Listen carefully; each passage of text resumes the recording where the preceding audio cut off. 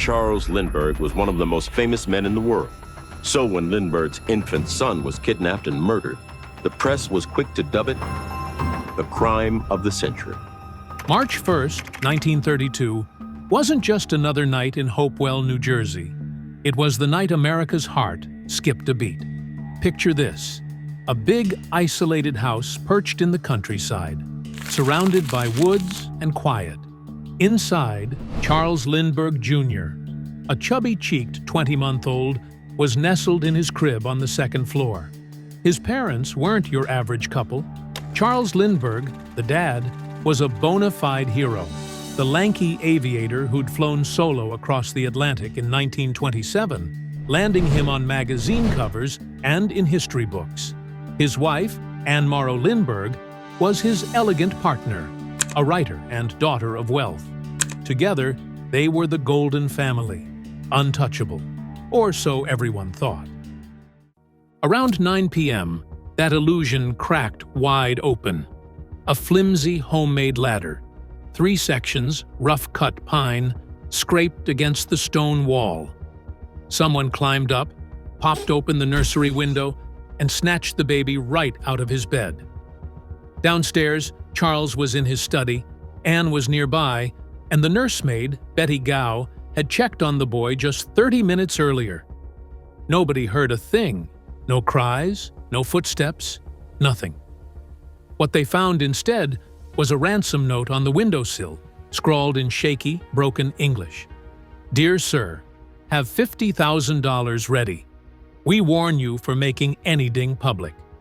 It was chilling, sloppy, and demanded a fortune, about $1 million in today's cash. Panic hit fast. Charles grabbed a rifle, searched the grounds, but the trail was cold before it started. Muddy footprints led nowhere. The ladder lay busted in the grass. One rung snapped under weight, and a chisel was dropped nearby, maybe a tool for the window. The local cops swarmed in, overwhelmed by the scene. This wasn't a small-time break-in. It was a gut punch to a national icon. Word spread like wildfire, and by morning, the FBI was on it. J. Edgar Hoover himself vowing to hunt down whoever dared this. Newspapers screamed headlines, "Lindbergh baby kidnapped." Radios crackled with updates. America was hooked, horrified, obsessed. The Lindberghs didn't sit still. Charles took charge, calling shots like the pilot he was, while Anne held it together, barely. The ransom note hinted at more, maybe a gang, maybe a lone nut, but it was maddeningly vague. Days turned into a frantic blur. Enter John F. Condon, a retired Bronx teacher who'd read about the case and offered to help. Dubbed Jafsy, he started swapping messages with the kidnapper through classified ads in the New York Journal. A bizarre cloak-and-dagger dance. "Money is ready," he'd write. Coded replies came back, upping the stakes to $70,000 at one point, then settling at $50,000. Condon became the go-between, a regular guy thrust into a nightmare. On April 2nd, 1932, it all came to a head. In St. Raymond's Cemetery, a spooky spot in the Bronx, Condon met a shadowy figure. Gravelly voice, foreign accent, face hidden. He handed over $50,000 in gold certificates, those old, traceable bills, packed in a wooden box. The guy gave directions to a boat where the baby supposedly was. Charles, waiting nearby, heard the exchange, memorizing that voice. "Hey, doctor!" But it was a sham. No boat, no baby, just a cruel tease. Hope dangled for weeks until May 12th, when a truck driver, Orville Wilson, stopped to relieve himself off a road near Mount Rose, 4.5 miles from the Lindbergh estate. There, half buried in leaves, was a tiny corpse, skull smashed, body decayed, gnawed by animals. The coroner said he'd been dead since that first night, maybe killed right after the snatch. The nation lost it. Crowds gathered outside the Lindbergh home, some praying, some gawking. The press churned out sob stories, photos of the empty crib, Anne's pale face, Charles's grim stare. This wasn't just a tragedy. It was a wound to America's soul. How could a hero's kid be stolen and dumped like trash? The clues, ladder, note, cash, were scattered like confetti, but making sense of them, that's where the real mess began. A tangle that'd stretch across decades. So, how do you track a shadow when the trail's already fading? Let's dive into the chase that turned up a name and a mountain of doubts. The investigation launched like a cannon shot, but it hit more walls than targets. Hopewell's small-time cops were out of their league, bumbling around the estate, trampling potential evidence, chasing rumors. Early suspicion zeroed in on the Lindberghs' inner circle. Violet Sharp, a 28-year-old British maid working for Anne's wealthy parents, got the hardest look. She was nervous, inconsistent, and cops hauled her in 3 times. June 10, 1932, before a 4th round, she downed cyanide at the Morrow estate. Dead in minutes. Suicide, they ruled, but her alibi later checked out. She'd been on a date that night. A tragic dead end, and a hint of how sloppy this would get. The ransom notes kept the heat on. 7 total, mailed from Brooklyn and beyond, taunting with details.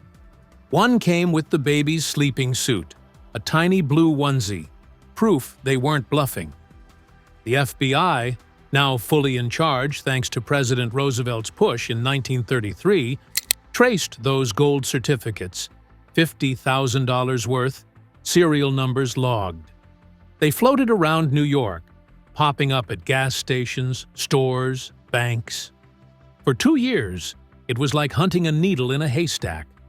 Leads dried up, crackpots called in, some guy named Gaston Means even scammed a socialite, Evelyn Walsh McLean, out of $100,000 promising to find the kid. He went to jail. The case stayed cold. Then, September 18, 1934, a break. A Manhattan bank teller, Walter Lyle, cashed a $10 gold certificate and got a bad vibe. He scribbled the license plate of the guy's car.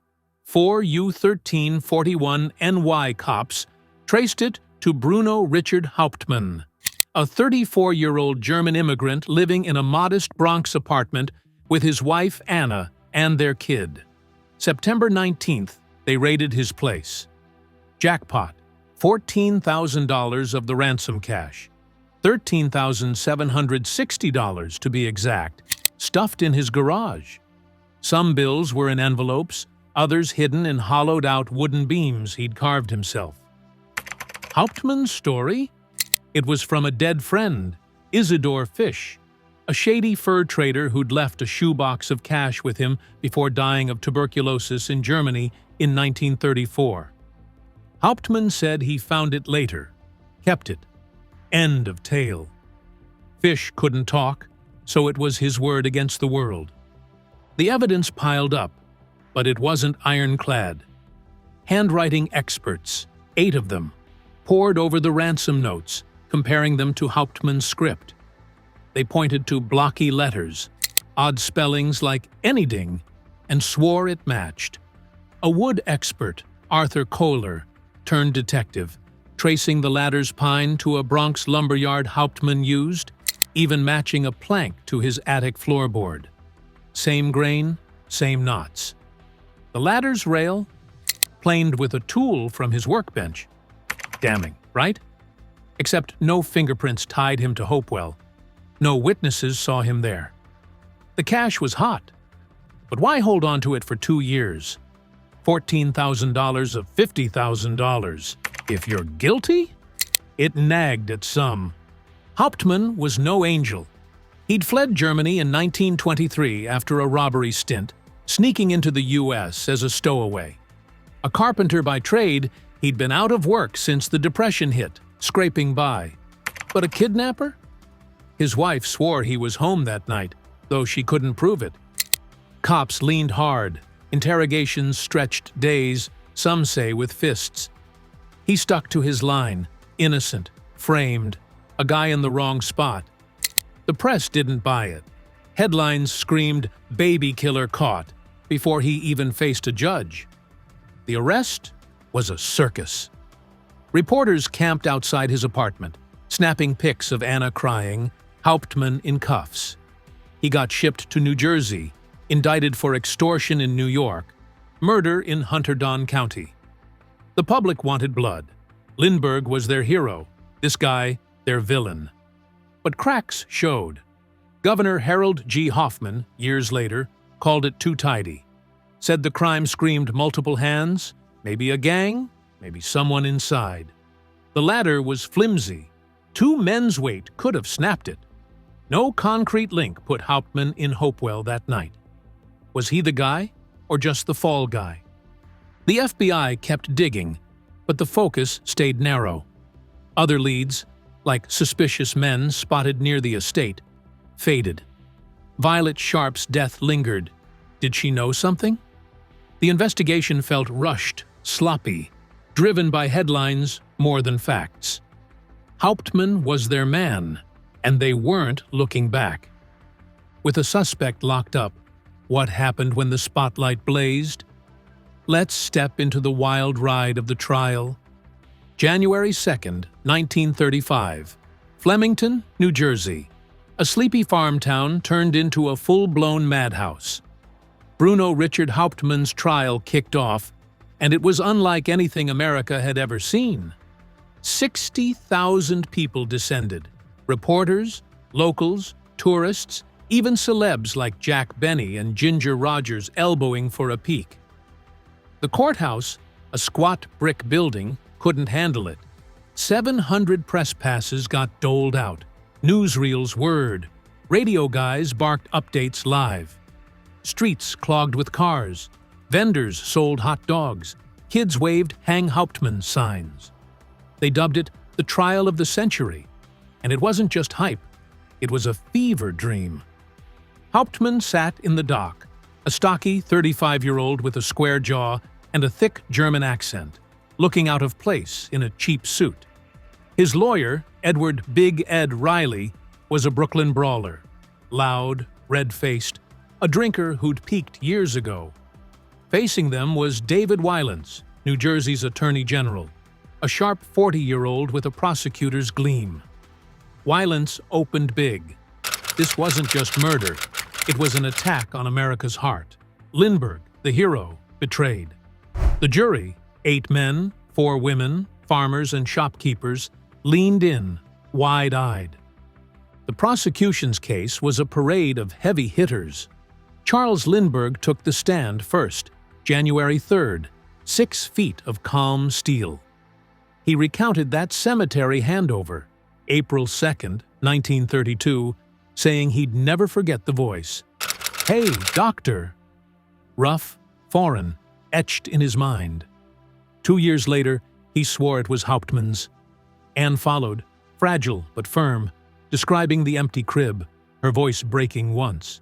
The crowd hushed. Her pain was real, raw. Then the experts rolled in.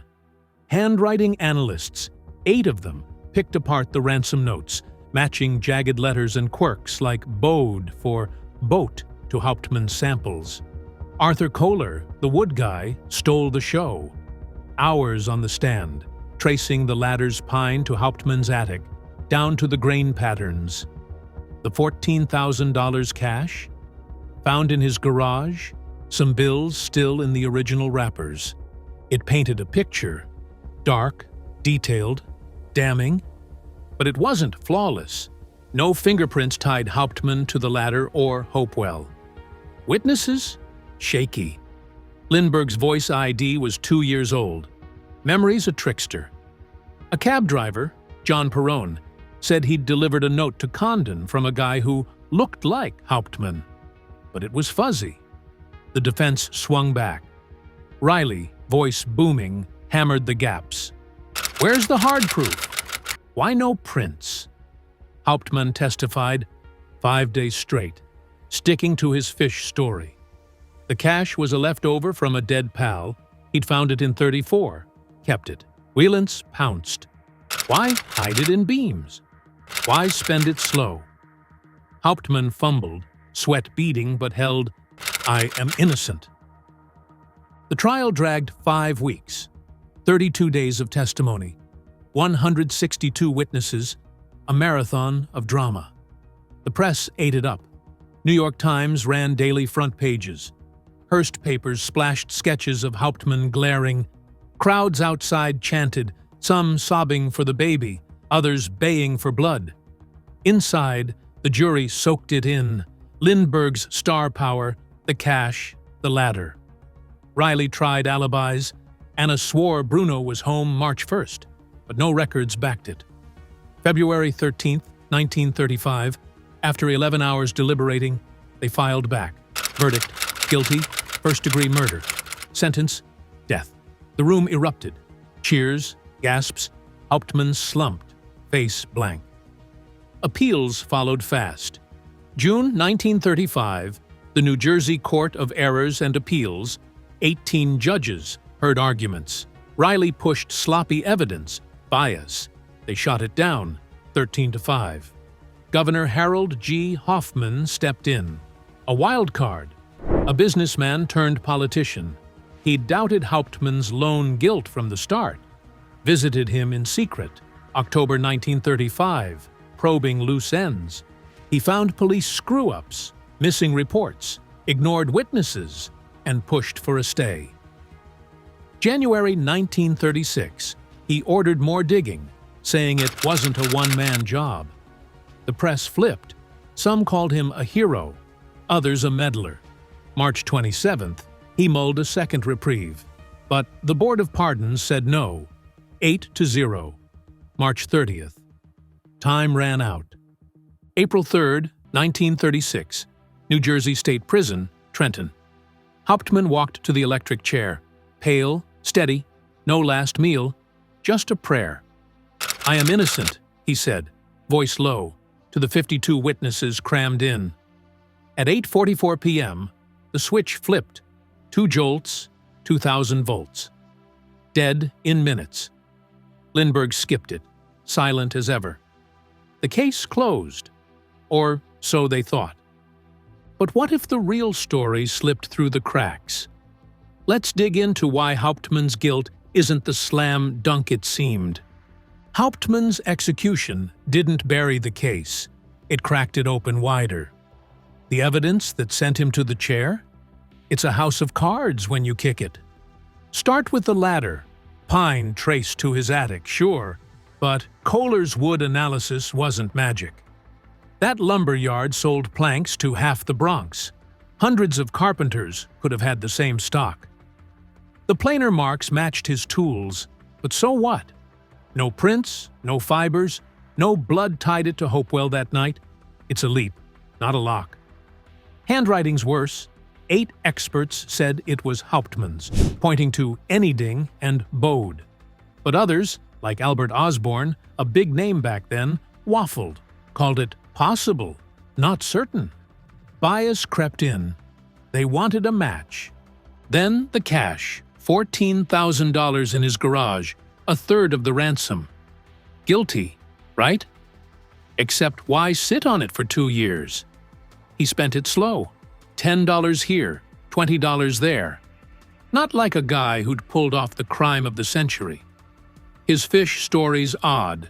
Isidore, a sketchy fur trader, leaves a shoebox of cash, dies in Germany, and Hauptmann finds it later. Fish was real, died March 1934, but no proof backs the handover. Still, if Hauptmann's guilty, why not blow the loot or ditch it? It's a head-scratcher, and juries don't like puzzles. The crime itself doesn't fit a lone wolf. Picture it. One guy hauls a 15-foot ladder through, climbs a shaky rig, 2 sections held by a pin, grabs a 30-pound kid, and bolts, all silent. The rung broke. 2 men's weight could have done it. One's a stretch. Governor Hoffman saw it, called it a team job in '36, pointing to the planning. Notes, cemetery drop, body dump. The 30s were mobbed up, Al Capone's era, rackets everywhere. A gang snatching a rich kid for cash isn't wild. Look at the 1933 Ham kidnapping, brewery heir nabbed by pros. Hauptmann as a fall guy fits, takes the cash, takes the fall. Witnesses? A mess. Lindbergh's "Hey doctor" ID came 2 years late. Memory fades, voices blur. John Perrone, the cabbie, picked Hauptmann from a lineup, but it was dark, quick, reliable. Others saw suspicious men near Hopewell, 2 guys in a car, a loner with a ladder, none traced. Violet Sharp's suicide nags, cleared, sure. But why kill herself if she's clean? Her fiancé, Septimus Banks, said she was terrified. Knew something? Cops dropped it, focused on Hauptmann. Pressure was insane. FBI, press, public screaming for a win. A scapegoat tied it up neat. Books pile on doubts. Jim Fisher's The Lindbergh Case, 1987, rips the evidence, calls it flimsy, rushed. Richard Cahill's Hauptmann's Ladder, 2014, digs deeper. Ladder's a stretch. Cash doesn't prove murder. Even back then, some smelled a rat. New York Daily News ran pieces questioning the trial's speed. Hoffman's probe found holes. A witness, Millard Whited, saw a man near Hopewell but got ignored till late. Police logs were lost. Was it a frame? No hard proof, just enough smoke to wonder.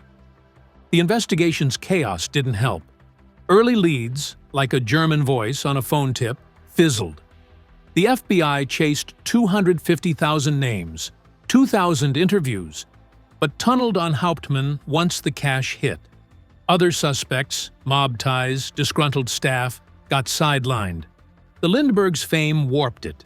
Cops needed a face, fast. Hauptmann fit, immigrant, ex-con, poor. Perfect villain for 1935's America. But fit isn't fact. His trial screams doubt, too. Jurors faced death threats.